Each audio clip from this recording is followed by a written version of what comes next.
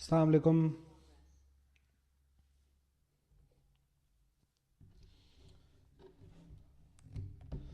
अच्छा, चलें जी स्टार्ट करते हैं।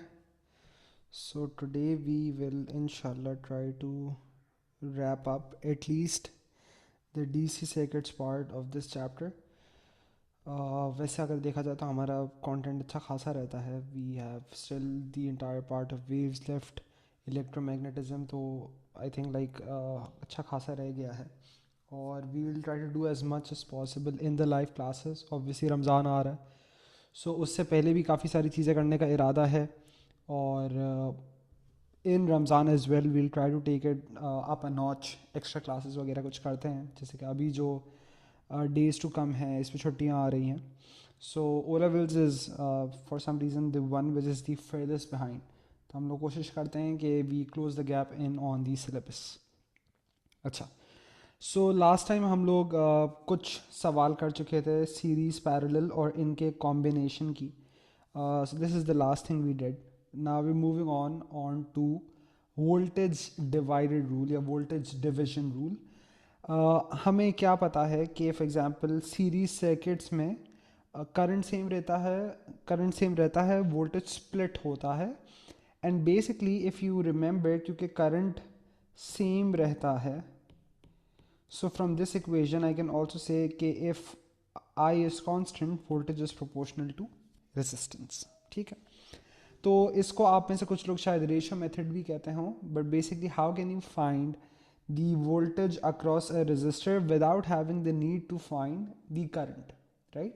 अगर हम क्लासिकली सोचें, अभी तक हमने जो सवाल किए हैं, हम क्या करते थे कि R1 R2 से टोटल रेजिस्टेंस निकालें, ईएमएफ ओवर टोटल रेजिस्टेंस करके करंट निकालें, और फिर अगर करंट पता हो तो मैं उसके रेजिस्टेंस से वापस मल्टीप्लाई करूं तो वोल्टेज निकाल सकता हूं। आप लोग चाहते हैं आप लोग ये वाला एक्सप्रेशन खुद भी डिराइव करके देखें, but this is basically what you will get. So if you want to find the voltage across a certain resistor, you will first have to make a fraction.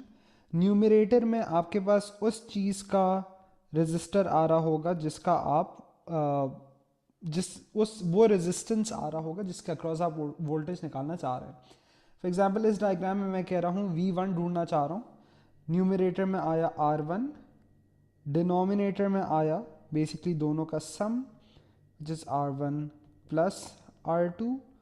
ये आपका वो फ्रैक्शन बन गया। तो basically you are finding out how much R1 is as a fraction of the entire resistance, and then you multiply this fraction by the EMF of the source of the cell of the battery, जो भी आप कहना चाहें, आप फिर इससे multiply करेंगे।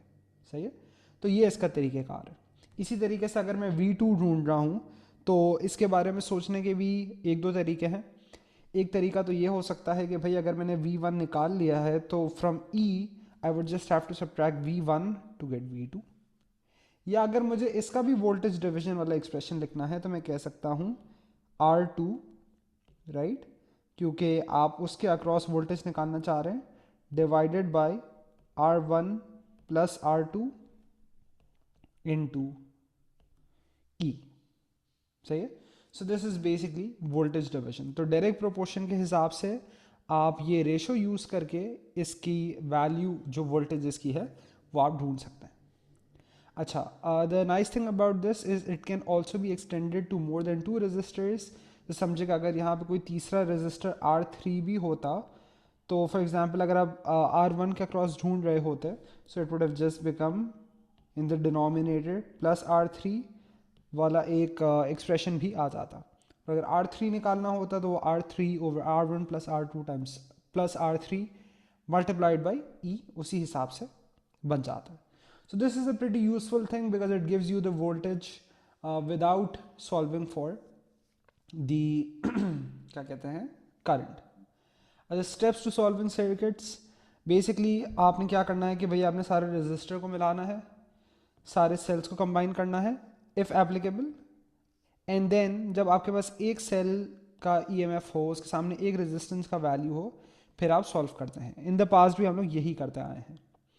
अब हम लोग फॉर एग्जाम्पल ये वाला जो है एक सवाल ट्राई करते हैं। Now we are heading on towards more exam style questions. ठीक है, तो अब जो है इनका लेवल नेचुरली थोड़ा सा हाई होगा.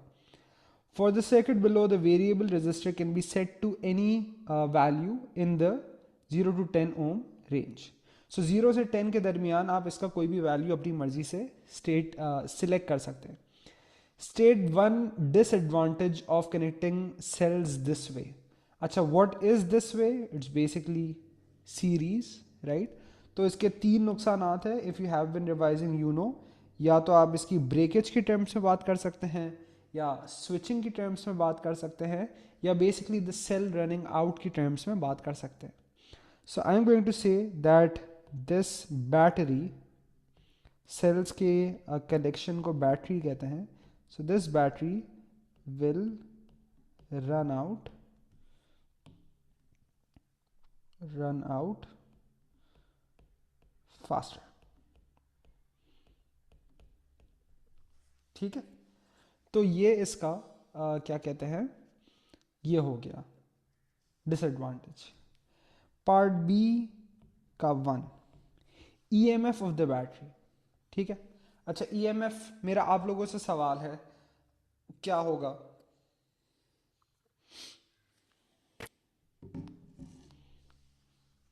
How much would the EMF be? Yeah, good. तो 10 and 5 are connected the correct way. सही है, plus minus, but then this is minus plus, तो ये तो गलत कनेक्ट हुआ है. तो आप इसको सब्ट्रैक्ट करेंगे. So you do 10 plus 5 minus 3 which is 12 volts. ठीक है, done. Part 2, minimum and maximum current possible. अब ये किस तरीके से निकालेंगे? मिनिमम करंट कौन सा वाला होता है, मैक्सिमम करंट कौन सा वाला होता है? नेचुरली आपने क्या सोचना है कि अगर मिनिमम करंट चाहिए तो आपका रेजिस्टेंस मैक्सिमम होना चाहिए, right? So minimum current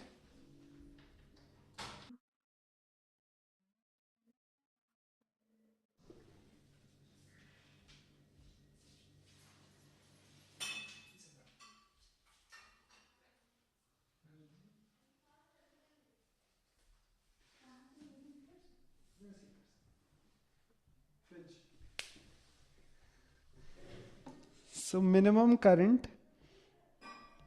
would obviously have to involve the maximum resistance, right? So maximum resistance की अगर हम बात करें वो क्या हो सकता है? When your variable resistor is all the way out to the right, so उसका जो resistance है वो हो जाए 10. So total resistance कितना हो जाएगा? 2 plus 10, right? And the voltage would be 12, right? So 12 over 10 plus 2, which is 12 over 12. So this is 1 ampere. ठीक है, अब इसी तरीके से मैक्स करंट क्या हो जाएगा? मैक्स करंट के लिए ऑब्वियसली आपका टोटल रेजिस्टेंस मिनिमम हो जाएगा.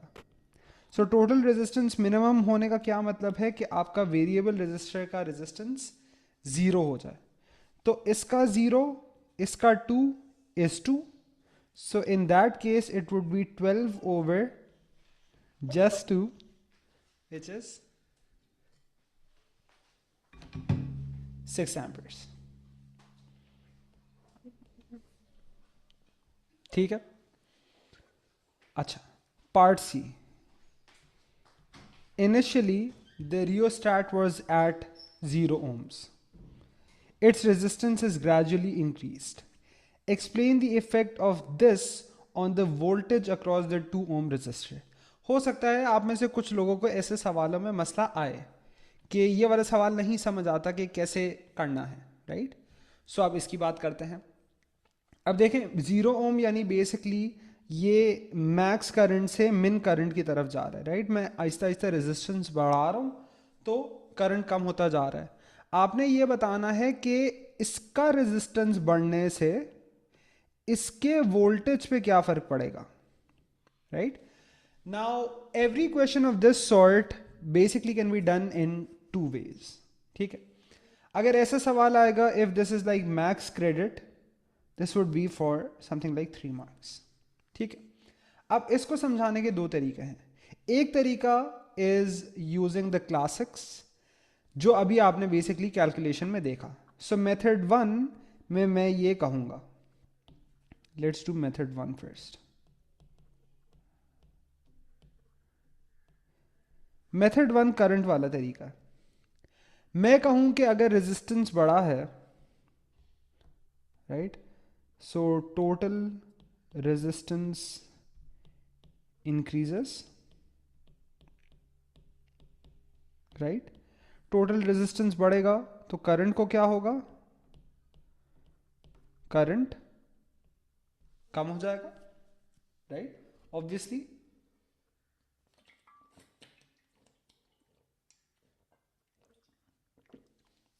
सो टोटल रेजिस्टेंस बढ़ा, करंट कम हुआ.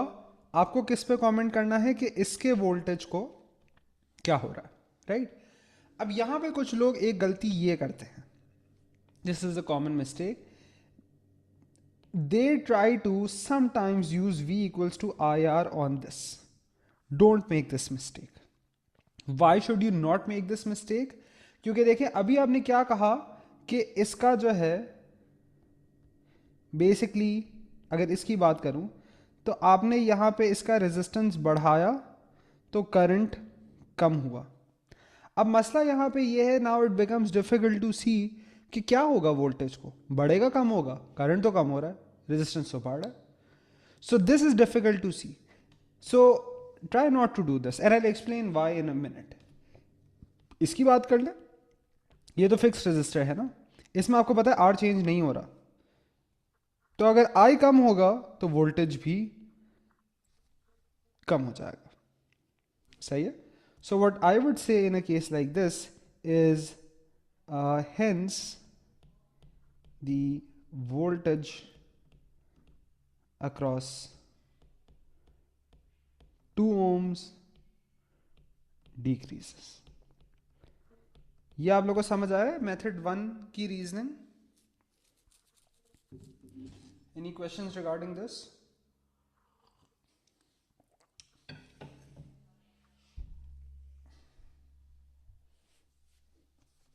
ठीक है,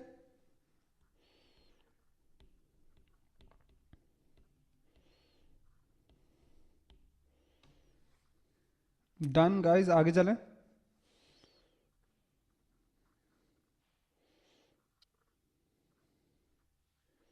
okay, method 2. Method 2 is basically the voltage division argument and this is the one I like more. ठीक है, अच्छा. अब देखिएगा मैं इसकी किस तरीके से बात करूंगा. शुरू में अगर रेजिस्टेंस इसका 0 है, इसका मतलब टोटल रेजिस्टेंस 2 है और वो सारा का सारा इस वजह से आ रहा था. लेकिन होगा ये कि जब मैं इसको बढ़ाऊंगा, समझे 1 किया, 2 किया, 3 किया, so basically this is now a smaller fraction of the total resistance. देखिए अगर मैं सोचूं पहले 2 बेसिकली टोटल रेजिस्टेंस का भी 2 ही था अगर हम 0 की बात करें. अगर हम करें बाद की बात तो इसका रेजिस्टेंस 2 है, लेकिन बाद में एट द अदर एक्सट्रीम जब इसका रेजिस्टेंस 10 हो गया होगा तो टोटल कितना होगा, 12. बेसिकली वोल्टेज डिवीजन इसी फ्रैक्शन पे डिपेंड करता है ना कि आप जिसके अक्रॉस वोल्टेज ढूंढना चाह रहे हैं, how much is that as a fraction of the total, right. That depends कि इसको वोल्टेज का कितना हिस्सा मिलेगा. ठीक है, तो वोल्टेज का कितना हिस्सा मिलेगा, that depends on how much the resistance is fraction of the total. ऐसे केस में मैं क्या कहता, अगेन इस बार मैं ये कहता that the the 2 ohm is now a smaller fraction of the total resistance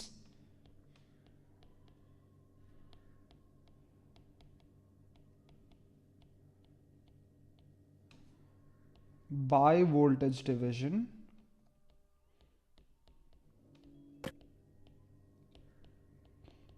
it also gets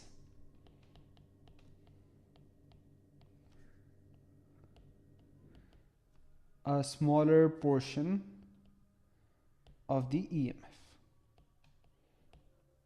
सही है? तो देखें दोनों मेथड से बेसिकली मेरा जवाब सेम ही आ रहा है, यानी दोनों केस का जो बेसिकली कंक्लूजन है that's the same, which is that the voltage across the 2 ohm decreases, लेकिन बात करने का तरीका अलग था. सही है? So in the second line of reasoning basically ये वाली चीज के 2 मार्क होते हैं. अंग्रेजी समझा दें. अच्छा देखें 2 ohm पहले जो था हसनैन, तो बेटे पूरा 2 ohm इसी की वजह से आ रहा है ना. सो टोटल रेजिस्टेंस वाज 2 और इसका कंट्रीब्यूशन उसमें 2 था. जब ये पूरा आउट टू द राइट हो जाए तो टोटल रेजिस्टेंस 10 + 2 हो जाएगा, 12 हो जाएगा, और इसका कंट्रीब्यूशन अभी 2 ही रहेगा. So this is now a smaller fraction of the total resistance. और अगर ये स्मॉलर फ्रैक्शन है of the total resistance, so basically it now also gets a smaller share of the EMF. सही है? पहले क्या करता? 2/2 टाइम्स द EMF करता, राइट? अभी भी टाइम्स द EMF करूंगा, लेकिन अब क्योंकि ये फ्रैक्शन कम हो चुका है, सो ऑब्वियसली उसका वोल्टेज का जो शेयर है वो भी कम हो जाएगा. ठीक है?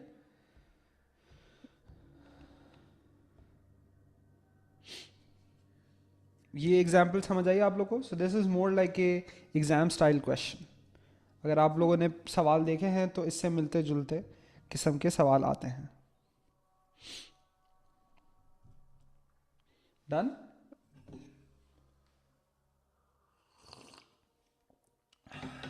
चले आगे. अच्छा जी, for the circuit below find the voltage across the 2 ohm, current through the 1.5 ohm, power dissipated through the 6 ohm. ठीक है? अब आपने ये सारी चीजें ढूंढनी है. अच्छा, वोल्टेज अक्रॉस द 2 ohm कैसे निकाल सकता हूं अब? ठीक है, नाउ दिस इज समथिंग जिसके बारे में थोड़ा सा सोचना पड़ेगा. This is different, right? So I can't just do, for example obviously मैं ये नहीं कह सकता कि इसका अक्रॉस 12 वोल्ट आ रहा होगा. 12 तो नहीं आ रहा होगा. इन दोनों का पैरेलल कनेक्शन है 2 और 6 का, इनके अक्रॉस वोल्टेज सेम होगा, राइट? लेकिन अगर मैं इन दोनों को जोड़ के एक रेजिस्टर बना भी देता हूं तो वो और ये सीरीज में है, और फिर मैं इन पे वोल्टेज डिवीजन इस्तेमाल कर सकता हूं. So first let's try to do के what is the combination of 2 and 6, right? अच्छा, सो 2 and 6 है. So let's say I want to find this resistance. ये मैं पार्ट ए करने जा रहा हूं. So 2 in parallel with 6. मैं इसको ऐसे लिखता हूं, आपको नहीं लिखना, आपकी मर्जी है. So the way I talk about it, you remember 2 inverse + 6 inverse का इनवर्स, ये कितना आता है?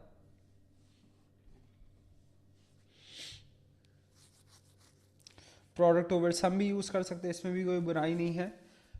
ओ लेवल्स में तो यही आते हैं, 2 रजिस्टर से ज़्यादा पैरेलल में नहीं आते. सो 2 × 6 is 12 over 2 + 6 which is 8. 12 over 8, this is 1.5 ohm. ठीक है? अच्छा, अब ये 1.5 है, ये भी 1.5 है.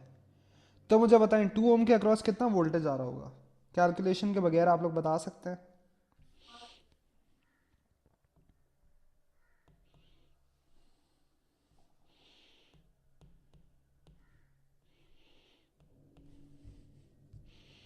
देखिए मैंने बेसिकली ये 2 ohm को कंबाइन कर दिया है इनटू 1.5 ohm रेजिस्टर.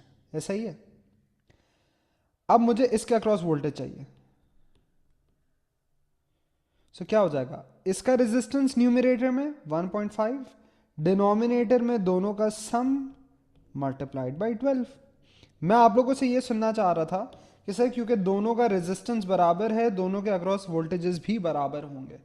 मतलब इक्वली स्प्लिट होगा, इसका अक्रॉस 6, इसका across 6, right. So 1.5/3 is 1/2 times 12 is 6 volts. ठीक है, ये एक yet again different flavour of question है. Part B, current through the 1.5 ohm. अब ये कैसे कर सकते हैं, मेरा आप लोगों से सवाल, आप लोग बताएं. The nice thing about electricity is that if you know the concepts, there could be many different ways of doing the question.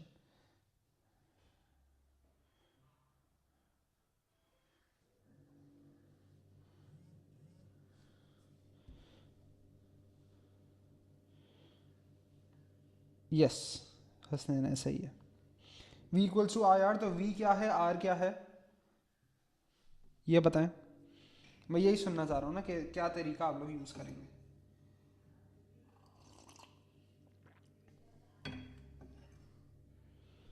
Yes, एक तरीका तो ये है कि इसके अक्रॉस आपको पता है कि वोल्टेज 6 है, इसका रेजिस्टेंस 1.5 है. या आप यही तरीका पूरे सर्किट के लिए भी यूज कर सकते थे.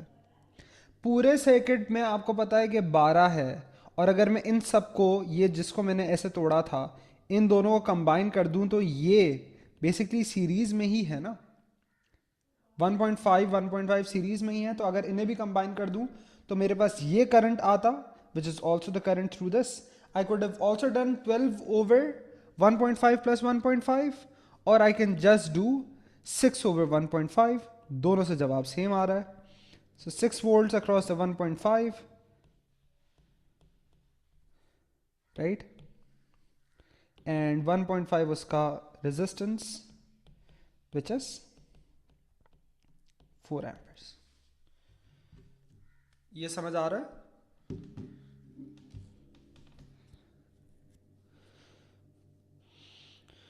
Done?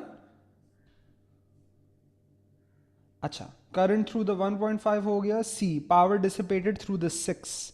अच्छा, अब मैं आप लोगों से पूछूं, which power formula do you think is the most convenient to use here? सोच समझ के जवाब दीजिएगा. अच्छा, आप कह रहे हैं I²R. देखिए, उसूलन तो मैंने आप लोगों को पहले बताया कोई सही गलत नहीं है, लेकिन which one do you think would be the fastest to use? And the answer is not I²R. Why why am I saying this? क्योंकि भाई यहां पर जो करंट आ रहा है, ये आ रहा है ये आ रहा है 4 एम्पियर, राइट. ये स्प्लिट होगा दो रास्तों में. क्या आपको इसके थ्रू करंट पता है? नहीं, आपको निकालना पड़ेगा. मसला तो नहीं है, लेकिन निकालना पड़ेगा. जो मैंने पहले कैलकुलेशन की है उसकी बेसिस पे क्या मुझे यहां वोल्टेज पता है? The answer is yes. So it's best to use what you already have, which is V²/R. सही गलत की बात नहीं है, आसानी की बात है. तो वोल्टेज इसके अक्रॉस आ रहा है 6 का square divided by 6, which is also 6.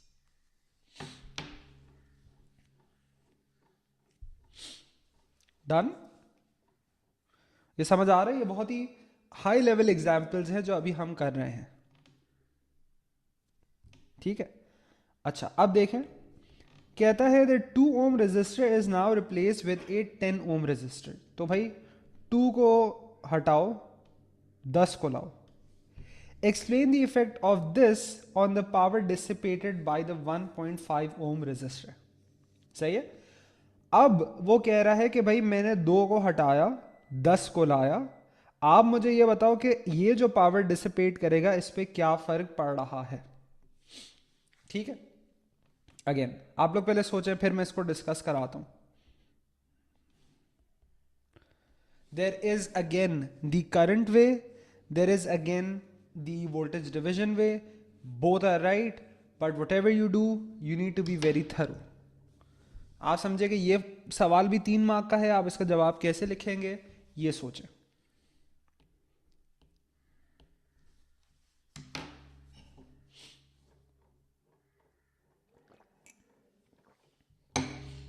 What is V in, V out?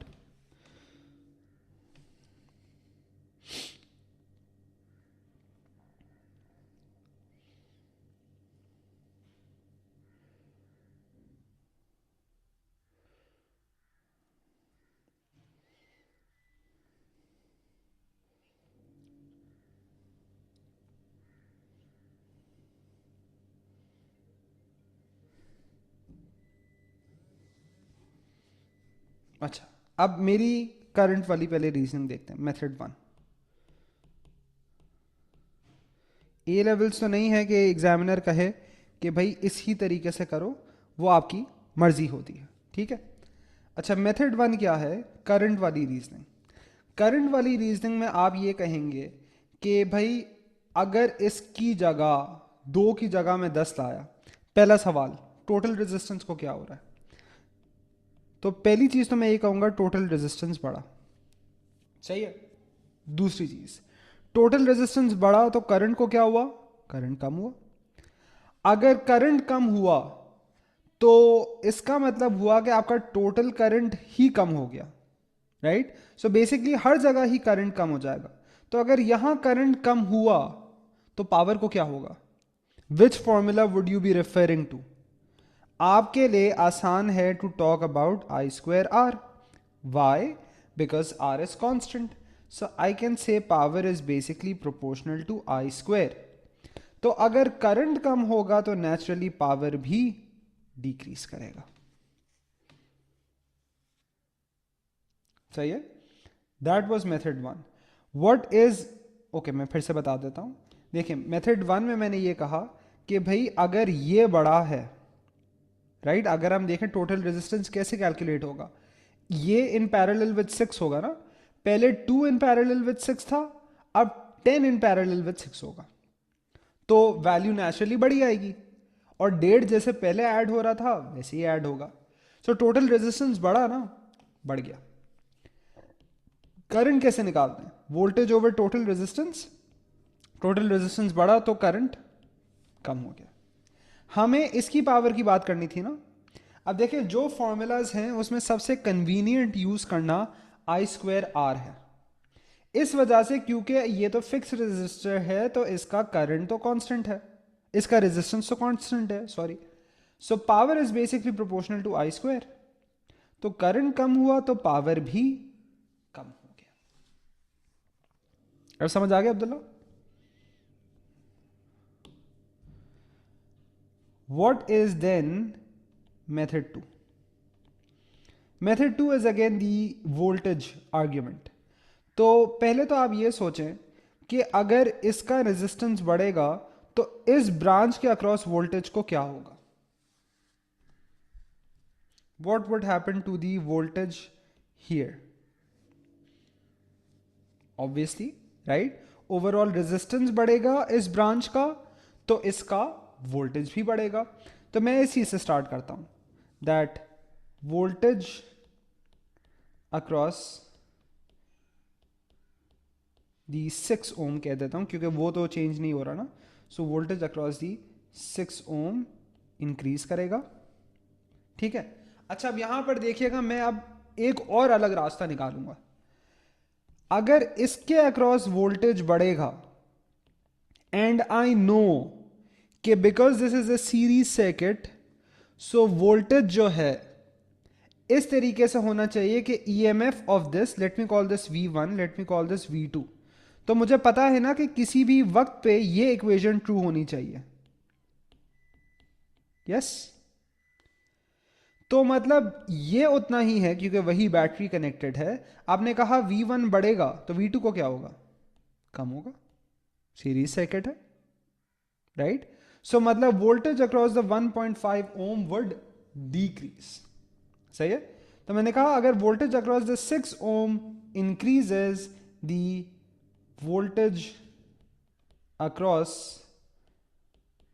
The 1.5 ohm decreases, right. और फिर मैं यूज कर रहा हूं basically P equals to V square over R वाला फॉर्मूला, राइट।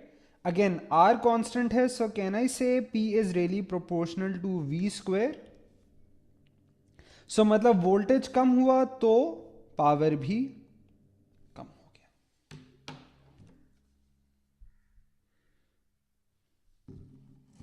समझ आया? या इसका अब वो तीसरा तरीका भी सही होता। मार्क्स स्कीम में ज्यादातर ये तीनों तरीके नहीं लिखे होते, तीसरा तरीका क्या होता कि बिकॉज इसका जो है वोल्टेज बढ़ा तो आप कहते हैं this is now a larger proportion, a larger fraction of the total resistance.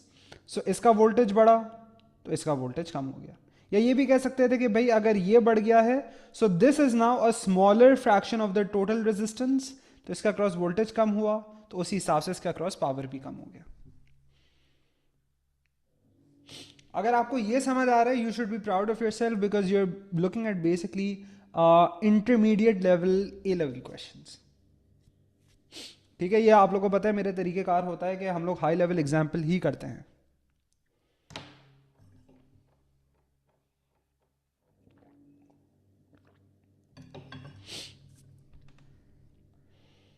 चलो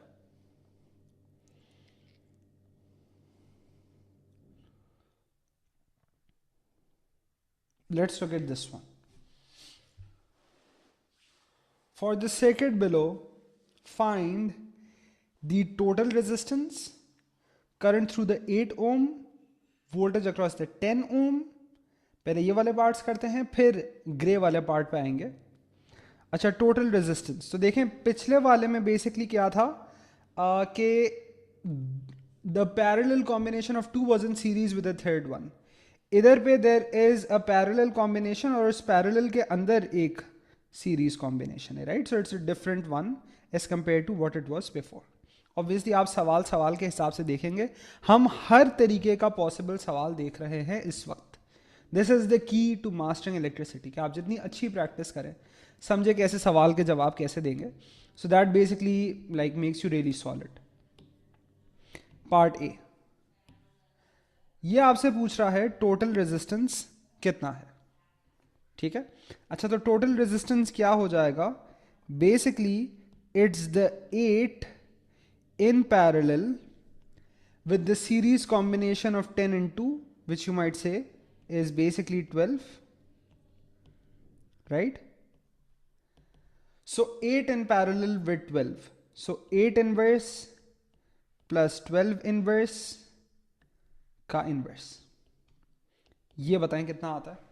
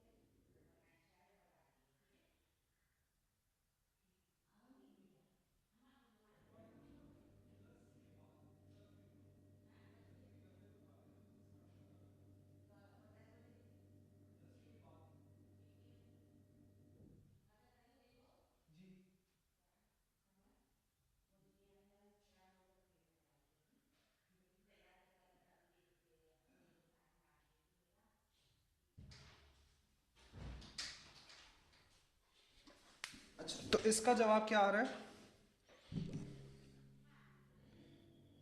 4.8, राइट। ये टोटल रेजिस्टेंस है। So can you find the current through the 8 ohm, not really related. देखिए अगर वो पूछता current supplied by the battery, तो मैं कहता कि यार इस पूरे के सामने जो रेजिस्टेंस नज़र आ रही है वो 4.8 है, राइट। ये सब उड़ गए हैं, 4.8 आ रही है, right. But this is not what the question is asking me. Question पूछ रहा है कि इसके अंदर कितना जा रहा है, राइट। सो मुझे पता है क्या कि इसका क्रॉस वोल्टेज क्या आ रहा है, the answer is yes. So I can just do V equals IR, so I equals V over R. So voltage is 24, this is 8, so 24 over 8 which is 3 amperes। सही है। Part C, voltage across the 10 ohm, इसके across कितना voltage आ रहा है, सही है, ये ढूंढना है अब। तो देखें इन दोनों के अक्रॉस 24 आ रहा है, right, this is 24। You basically need the voltage across the 10। सो आप वापस से ये यूज कर सकते हैं, क्या कहते हैं, voltage division. So if I need the voltage across the 10, numerator में 10, डिनोमिनेटर में 10 plus 2 multiplied by 24, right. So 10 over 12 times 24, 12 2, so volts कितना आ रहा है, 20 volts।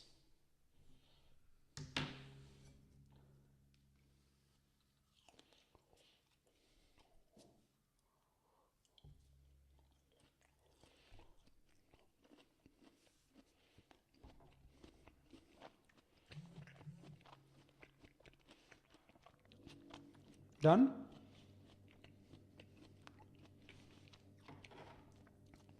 चलें,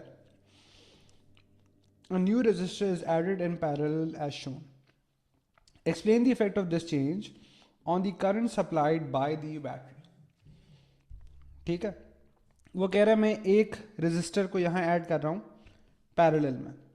so current supplied by the battery पे क्या असर पड़ेगा, ठीक है। करंट सप्लाइड आपको पता है it's basically dependent on total resistance. Total resistance ज़्यादा, करंट कम, एंड वाइस वर्सा। तो अब आप ये सोचें कि जब मैं इस रेजिस्टर को पैरेलल में लगाऊंगा टोटल रेजिस्टेंस को क्या होगा, क्या होगा,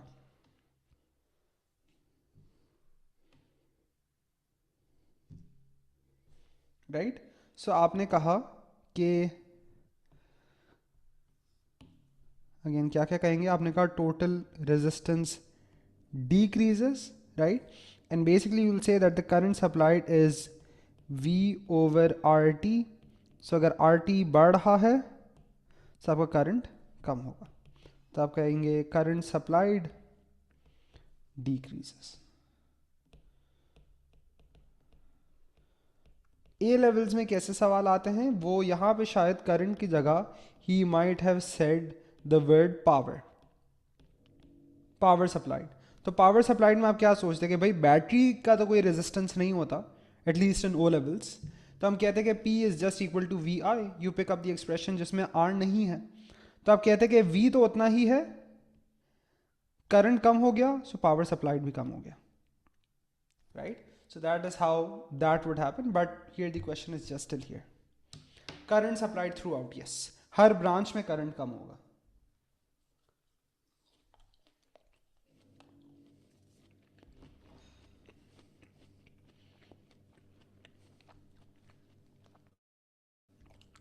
क्या हो गया मेरे भाई हसनैन, जब भी किसी रेजिस्टर को पैरेलल में ऐड करते हैं आइडिया ये है कि टोटल रेजिस्टेंस कम होता है। जैसे अगर सीरीज में मैं लगाता कुछ भी, सही, अगर यूं लगा देता टोटल रेजिस्टेंस बढ़ता, पैरेलल में लगा रहा हूँ हमेशा कम होगा। ये पैरेलल सर्किट के नोट्स में लिखा है, मेरे ख्याल से अब तस्वीरें फिर सही से नहीं दे रहे, तभी कहा था नोट्स ले लें। तो टोटल रेजिस्टेंस कम हो रहा है, टोटल रेजिस्टेंस कम हो रहा है तो करंट को क्या होगा, current is voltage over total resistance. Total resistance कम हुआ, sorry total, oh my god, wait a minute, जब इसको पैरेलल में लगाया है सो टोटल रेजिस्टेंस डीक्रीज हुआ, राइट। सो टोटल रेजिस्टेंस अगर डीक्रीज हुआ सो करंट इंक्रीज हुआ है, right. So current supplied increases, my bad,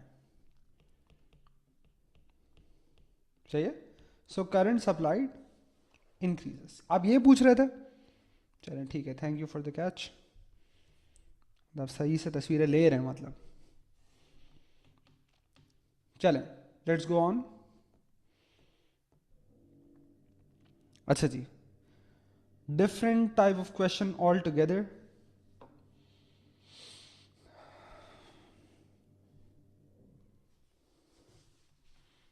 again ये सारी जो मैंने एग्जाम्पल बनाई हैं ये मेरी खुद की हाथ की बनाई हुई एग्जाम्पल्स हैं, inspired from past paper questions.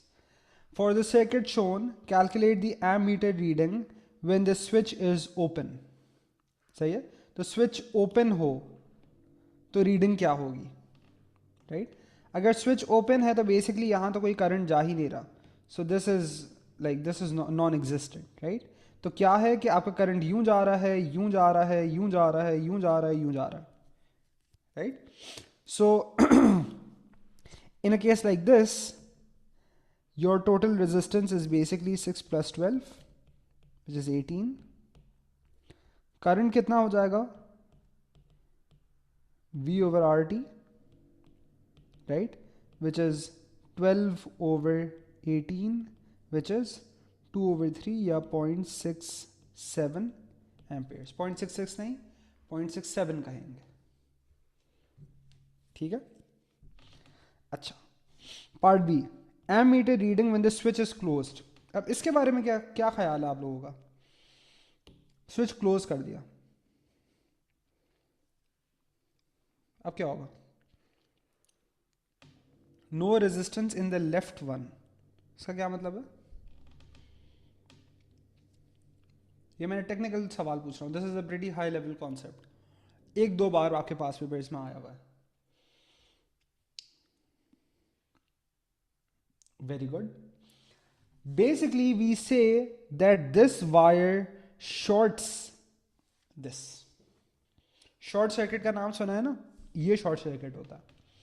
अगर यहां पे एक तार आ गई, so there is basically a zero resistance path and then there is a some resistance path. The current would like to flow through the zero resistance path जहां कोई रुकावट नहीं है. So सारा करंट यहां से जाएगा और यहां से कोई करंट नहीं जाएगा. So इस तार ने बेसिकली इस 12 ओम को शॉर्ट कर दिया, right? So it now gets shorted. So now the path is this. So now the path is basically 12 volt and then the 6 ampere and then वो वाली तार से नीचे और घूम के वापस 12 वोल्ट में. तो 12 ओम में इस बार कोई भी करंट नहीं जा रहा है, right? So it's like this this this this and back. So अगर मैं सोचूं इस केस में resistance is just 6, so I is V over RT, just 12 over 6, which is 2 amperes. हमेशा यही होता है ना कि शॉर्ट सर्किट में करंट बढ़ जाता है. आपको नजर भी आ रहा है करंट की वैल्यू बढ़ गई. So we say that the wire shorts the 12 ohm resistance. अच्छा, पार्ट सी आप लोग खुद से ट्राई करें तो बहुत ही आसान है. Power produced in the 6 ohm with the switch closed. इसके लिए basically any formula for power is fine to use.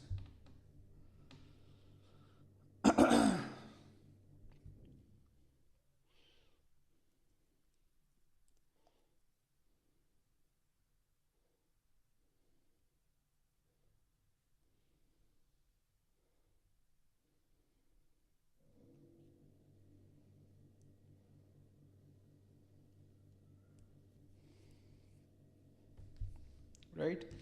So I guess naturally जैसे सबको अच्छा लगता है I square R. I don't know for some reason I like it too. I just can't explain it why, but yeah it's like this is nice to use. So 2 square into 6, right?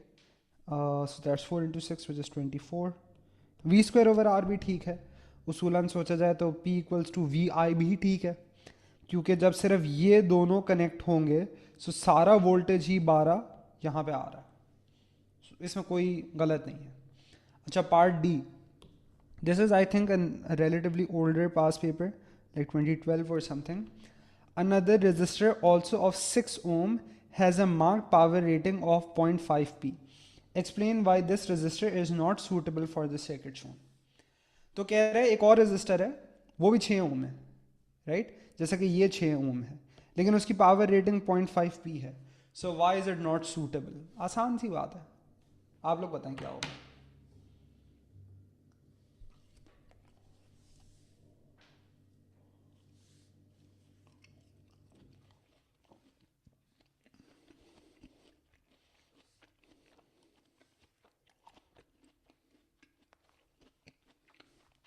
Yeah. So the resistor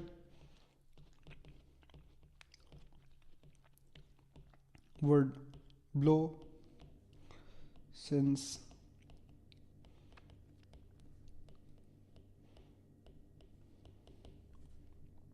the circuit is too much for it to handle.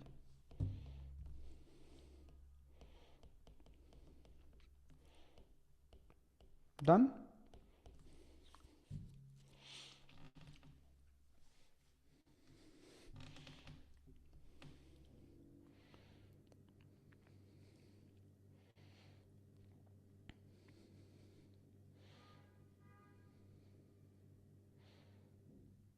देखें Abdullah, again आप जो है अभी बहुत generic बात कर रहे हैं, because now this would depend on, पहली बात वो सीरीज में कनेक्ट है या पैरेलल में कनेक्ट है. अगर वीकर पावर वाले जो हैं, if they are providing less blockage या सो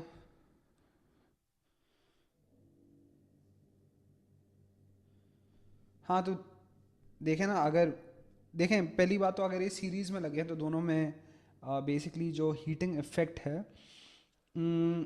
वो वीकर वाले में कम होगा. सही है. So it depends on series में लगे पैरेलल में लगे. पहले तो आप ये क्लियर अप करें. अगर पैरेलल में लगे हैं तो देखिए आप ऐसे सोचेंगे ना कि दोनों के अक्रॉस वी तो सेम है, right. So P equals V square over R. तो V सेम है, so P is basically inversely proportional to R. तो यानी जिसका रेजिस्टेंस कम उसको करंट ज़्यादा मिल रहा है तो उसके अक्रॉस पावर भी ज़्यादा है. या अच्छा, last part is this, basically the uses of LDR and thermistors, right. तो ये भी दो किस्म के रजिस्टर होते हैं. जो वेरिएबल रजिस्टर होते हैं basically they are environment dependent resistors. So LDR जो होता है एक नॉर्मल रजिस्टर का सिंबल है, but to show the incoming light you have to arrows drawn like this, या अगर इसको यूं भी बना दें तो कोई मसले वाली बात नहीं. अच्छा, इसके बारे में आपको क्या पता होना चाहिए, it varies negatively with light intensity. अच्छा, नेगेटिव वेरिएशन का मतलब ये है कि जब लाइट इंटेंसिटी बढ़ता है तो रेजिस्टेंस कम होता है एंड वाइस वर्सा. तो लाइट इंटेंसिटी कम होता है तो रेजिस्टेंस हाई होता है. अच्छा, thermistor it varies negatively with temperature. सही है. वैसे हम लोग यानी जिसकी बात करते हैं those are basically NTC thermistors. NTC stands for negative temperature coefficient, यानी कि जब टेम्परेचर बढ़ता है तो इसका रेजिस्टेंस कम होता है, और इसी तरीके से अगर टेम्परेचर कम होगा तो इसका रेजिस्टेंस बढ़ जाएगा. काम क्या है, both of these can be use to create variable potential dividers. Variable का मतलब कि उसका जो पोटेंशियल डिफरेंस है depending on your ambient conditions, that value is going to change. अब जिस तरीके से ये है, सो इसमें आपको अगेन रीजनिंग लिखनी होगी. सो ये कहता है explain variation in voltage across R as the light intensity on the LDR increases. सही है. तो कह रहा है लाइट इंटेंसिटी बढ़ रहा है यहां पर, तो इसके वोल्टेज को क्या होगा. इनवर्सली या I mean it's not wrong. Basically inverse relationship की बात करें तो उसका ग्राफ यूं होता है ना. सो जनरली अगर यूं भी हो तो इसको मैं नेगेटिव कह रहा हूँ. Inverse is a specific type of A negative relationship, कि एक चीज़ बढ़ी दूसरी चीज़ कम हो रही है ना. लेकिन जैसे याद करें हम लोग डायरेक्ट प्रोपोर्शन में कहते हैं हर केस जहाँ एक चीज़ बढ़ने से दूसरी चीज़ बढ़ती है, they are not all direct proportion. So it's kind of a similar idea here. अच्छा, so explain variation in voltage across R as light intensity on LDR increases. तो सबसे पहले तो आप ये कहेंगे, और हमेशा ऐसी ही चीज़ से स्टार्ट करना है चाहे O लेवल्स हो A लेवल्स हो, कि अगर LDR पे लाइट इंटेंसिटी बढ़ेगा तो resistance across the LDR decreases. पहली बात. अब यहां से दो रास्ते हैं आगे बढ़ने के. इसमें भी जो ऑल्टरनेटिव रीजनिंग है उसमें भी यही होगा, लेकिन अब फिर से दो रास्ते हैं. Again whether you want to take the current path or whether you want to talk about it from a voltage point of view. ठीक है. अगर मैं करंट पाथ लूंगा तो मैं कहूंगा कि LDR का रेजिस्टेंस कम हुआ, तो फिर मैं कहूंगा टोटल रेजिस्टेंस भी कम होगा, जिसकी वजह से आपका करंट बढ़ेगा। ठीक है, अब अगर करंट बढ़ा, अब देखें again I should not be using V equal to I R here, this is not a good idea. Why? क्योंकि इसका रेजिस्टेंस कम हो रहा है लेकिन करंट बढ़ रहा है। You should always look at A relationship जहां एक वक्त पे एक ही चीज चेंज हो रही हो, that's just more convenient to see. ठीक है, अच्छा करंट बढ़ा तो मुझे बात करनी चाहिए इस पे V equals to I R की, राइट? सो अगर V equals to I R की बात करूं तो मैं ये कहूंगा कि by V equal to I R, so basically V is proportional to I, क्योंकि हम तो फिक्स रेजिस्टर की बात कर रहे हैं। तो करंट बढ़ा, सो voltage across R also increases. सही है, ये समझ आया आप लोग को? चले, what's the other reasoning? Voltage division में मैं ये कहता कि अगर LDR का रेजिस्टेंस कम हो गया है, naturally this would now also become a smaller fraction of the total. सही है, so I would say that resistance of LDR becomes a smaller fraction of the total resistance.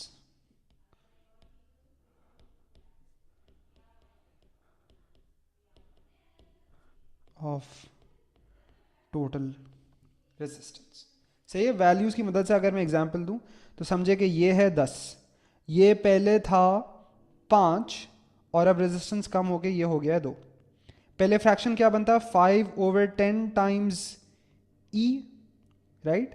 अब फ्रैक्शन क्या बन गया? It would now basically become 2/12 times E। सही है, denominator में दोनों का सम आता है, right? Sorry, in this case it would be 5/15 times E। इस केस में है 2/12 टाइम्स E।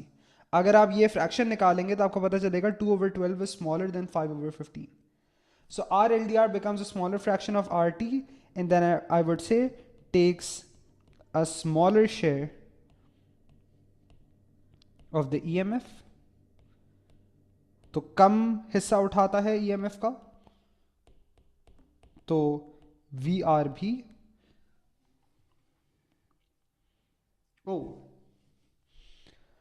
अच्छा, तो इसको जवाब देने के दो तरीके हैं। फिर मैं कहूं कि voltage across the LDR basically कम हो जाता है, और फिर बेसिकली मैं कहूं कि क्योंकि ये सीरीज सर्किट है तो अगर इसके अक्रॉस वोल्टेज कम हो रहा हो तो इसके अक्रॉस बढ़ना चाहिए। ऐसे भी दे सकता हूं, या यहां पे बेहतर तरीका ये होता कि अगर LDR का रेजिस्टेंस कम हो गया है तो अगर मैं R के हिसाब से बात करूं, सही है, वही एग्जाम्पल लेते हैं, ये 5 है, ये 2 है, ये 10 था। पहले R का फ्रैक्शन होता है 10/10 + 5 विच इज 15। नया क्या हो जाएगा? 10/10 + 2 विच इज 12। आप देख रहे हैं, now this is the bigger fraction.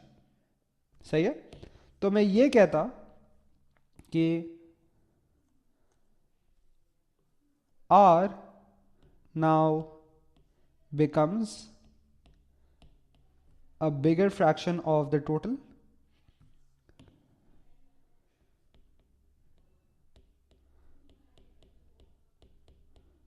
of RT. ठीक है, so takes a larger share of the EMF.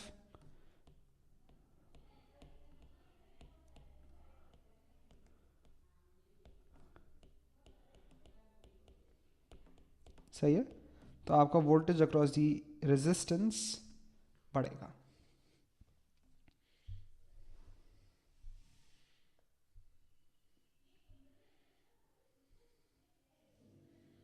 Done?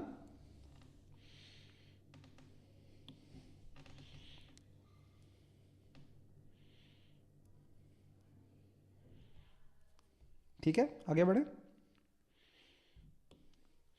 Explain the variation in voltage of thermistor as the temperature decreases. अब ये देखें, ये बड़ा डिफरेंट सवाल है। इसमें अगर मैं सोचूं तो V equal to I R उसूलन यूज नहीं कर सकता, क्योंकि थर्मिस्टर का ही टेम्परेचर चेंज होगा तो उसका वोल्टेज चेंज होगा। तो अगेन यहां पे अगर सोचूं तो दोनों चीजें चेंज होंगी, तो मैं V equal to I R use नहीं कर सकता हूं उसूलन। दूसरा तरीका ये हो कि आप या तो V equal to I R इस पे यूज करें, सोचे इसके वोल्टेज को क्या होगा, अगर ये बढ़ेगा तो ये वाला कम होगा, ये भी एक तरीका है। लेकिन again I like the voltage division arguments more. अब आप लोग को भी इसकी आदत हो चुकी होगी, तो देखिए मैं किसी से स्टार्ट करूंगा। Temperature decrease so resistance of the thermistor increases. सही है, थर्मिस्टर का रेजिस्टेंस बढ़ा, आगे क्या कहूंगा, the resistance of the thermistor now becomes, क्या कहूंगा आगे, any idea?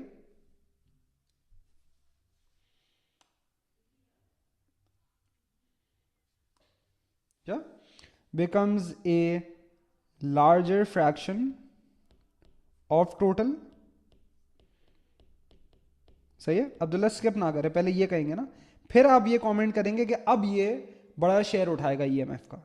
So takes a greater share of EMF.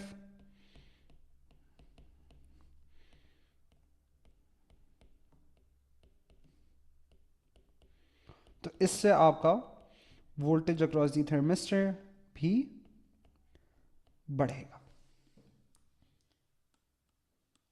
सही है या, लेकिन उसने वोल्टेज अक्रॉस थर्मिस्टर पूछा था, तो बिल्कुल वोल्टेज अक्रॉस आर डिक्रीजेस। ठीक है, मेरी तो ख्वाहिश ये होगी कि आप सब वोल्टेज डिवीजन के हिसाब से लिखें। I just think it's cooler way to talk about it. अगर इसके हिसाब से बात करते तो फिर मैं ये कहता कि भाई थर्मिस्टर का रेजिस्टेंस बढ़ा तो टोटल रेजिस्टेंस भी बढ़ेगा, तो करंट कम होगा, राइट? करंट कम होगा तो इसके अक्रॉस जो वोल्टेज होगा वो भी कम होगा by V equals to I R. और अगर ये कम हो रहा है और इन दोनों का sum is equal to E, तो फिर मैं कहता कि थर्मिस्टर के अक्रॉस का वोल्टेज बढ़ना चाहिए। सही है, so these are like the highest level questions related to voltage division. And वाली बात मैंने ये कहा कि भाई थर्मिस्टर का रेजिस्टेंस बढ़ेगा तो टोटल रेजिस्टेंस बढ़ेगा, राइट? टोटल रेजिस्टेंस बढ़ेगा तो करंट कम होगा, करंट कम होगा तो आपका basically by V equal to I R, क्योंकि इसमें R कांस्टेंट है, सो वी आर कम होगा। और क्योंकि ये सीरीज सर्किट है तो आपको पता है ना कि EMF ही बेसिकली दोनों वोल्टेजेस में शेयर हो रहा है, तो अगर इसका वोल्टेज कम होगा तो इसका वोल्टेज बढ़ेगा, right? So I would then say the voltage across the thermistor increases. अब मेरे ख्याल से ये वाला जो आज की क्लास थी, this would be like pretty I opening for you, जिन्हें अच्छे से समझ आया है। और अब अगर आप लोग जाके पास पेपर करेंगे, so trust me it would feel a lot smoother. ठीक है, तो ये इसका एक पूरा हम लोगों ने मतलब इतनी ढेर सारी एग्जाम्पल की हैं कि I think it's very difficult to go wrong now if you understood it properly. Potential divider यही होता है, आप पोटेंशियोमीटर तो नहीं कह रहे? नहीं, सारा हो गया ना पोटेंशियल डिवाइडर। ऐसे सर्किट जिसमें दो रेजिस्टर सीरीज में होता है उसे ही तो पोटेंशियल डिवाइडर कहते हैं। सब हो गया, ये देखे ना, उसूलन ये भी पोटेंशियल डिवाइडर था, ये भी पोटेंशियल डिवाइडर था, तो ये सब हम पोटेंशियल डिवीजन की तो आज हमने ज़्यादा बात की है। Its output is parallel to one of the resistors, इसका क्या मतलब है?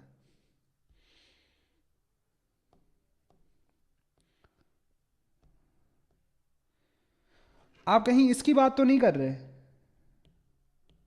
ऐसा कुछ? Are you talking about this? ओ अल्लाह के बंदे क्या पढ़ रहे हैं आप लोग भाई? वोल्टेज वोल्ट मीटर पैरेलल में लगता है ना, तो भाई अगर इसके अक्रॉस वोल्टेज देख रहा हूं तो वोल्ट मीटर यूं ही लगेगा। हमने बस वोल्ट मीटर का कनेक्शन ड्रॉ नहीं किया, बाकी हमने पढ़ा यही सब है।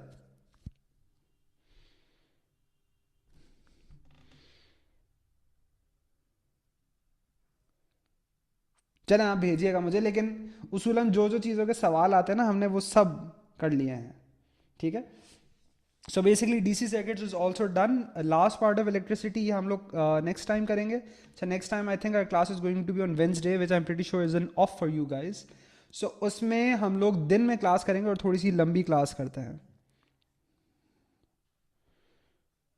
ठीक है, तो उसमें हम लोग ये ख़त्म करेंगे और प्रैक्टिस ज़्यादा करेंगे ताकि इलेक्ट्रिसिटी हमारा बहुत ही सॉलिड हो जाए।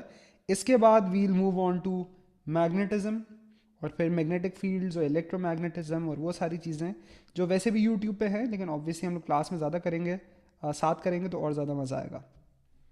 ठीक है, चले, टेक केयर गाइस, अल्लाह हाफ़िज़।